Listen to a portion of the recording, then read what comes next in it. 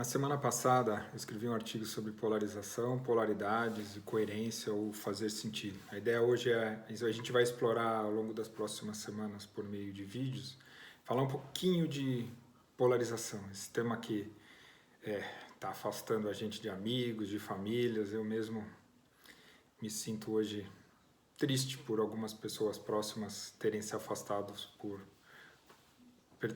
acharem que a gente tem visão diferente. E o primeiro ponto é reconhecer que polarização sempre existiu nas vidas, né? Quando a gente vivia em comunidade, essa ideia da rixa, da diferença de perspectiva é da natureza humana, faz parte da cognição. Que são fenômenos novos que estão fazendo com que isso ganhe uma perspectiva, uma repercussão que pode inclusive impactar de forma definitiva a forma como a gente vive.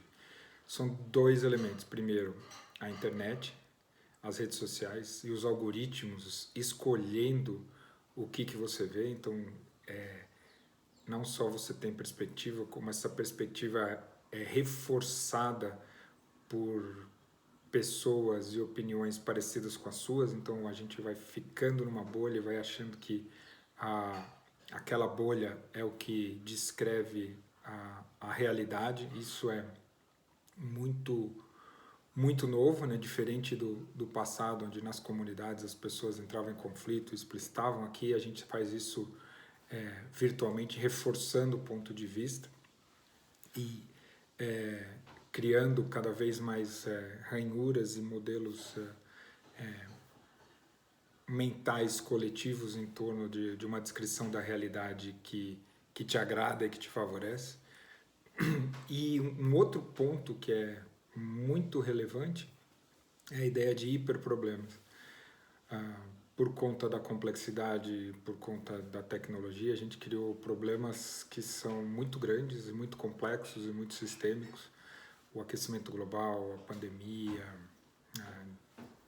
as questões de segurança cibernética, por exemplo, são todos problemas muito graves, sérios, que a gente está enfrentando pela primeira vez, e a gente não vê esses problemas. Diferente dos nossos antepassados, tinha os problemas na comunidade, são problemas que fisicamente você via. Um rio que estava poluído, a seca. Agora a gente fala, por exemplo, de aquecimento global, você vê alguns desses fenômenos localizados, mas você não consegue compreender a natureza inteira do fenômeno. Isso traz uma implicação importante, que é a gente não está preparado cognitivamente para compreender sistemicamente as coisas desse jeito. Então, a ideia de encontrar explicações mais simples, explicações mais fragmentadas que nos sustentam muitas perspectivas, ganha mais força ainda, e isso ganha mais um vetor de polarização. Então, como lidar com isso? Acho que a primeira coisa é reconhecer que a gente está fazendo parte de bolha. Eu, particularmente, ganhei consciência nos últimos tempos de estar bioquimicamente viciado nas redes sociais, e estou fazendo um trabalho de descontaminação, de usar menos, de usar sabendo que aquilo está enviesado para o meu tipo de perfil. Acho que a primeira coisa é reconhecer. Se você, como eu, já reconhece que bioquimicamente já está ligado, então por que a gente vai continuar consumindo com intensidade algo que nos faz mal, que nos vicia? E como todo vício tem um processo de mudar de hábito, então acho que esse é o primeiro convite. O segundo é ter curiosidade de ir para outras bolhas, ter curiosidade de entender outras perspectivas, que por mais desconfortáveis que sejam, ali tem alguma coisa.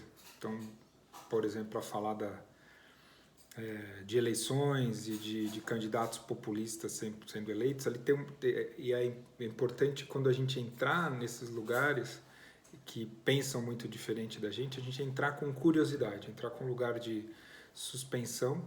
Tem um monte de ruído, um monte de bobagem, mas eventualmente tem sinais. E sinais, por exemplo, que muita gente, incluindo eu, não pôde ler antes da eleição do Trump, antes da eleição do Bolsonaro. Tem sinais ali, aqueles sinais são sinais importantes sendo revelados pela sociedade, porque tem um conjunto de pessoas grandes que acreditam num conjunto de coisas que por trás daquilo sustentam alguns valores. Então, quais são os sinais que estão ali, que me ensinam?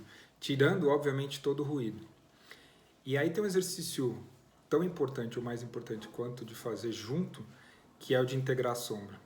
E esse é, no momento que você estiver indo nesses lugares que pensam muito diferente de você, que te causam enjoo, desconforto, não evitar e tentar ter curiosidade, nomear o que te causa desconforto na pessoa, na situação, e encontrar em você características similares, para que essas perspectivas muito diferentes das suas passem a te informar, e você informado pode ter qualidade de ação sobre, do que te afetar e aquilo mudar a qualidade ou interferir na sua qualidade de atenção e presença.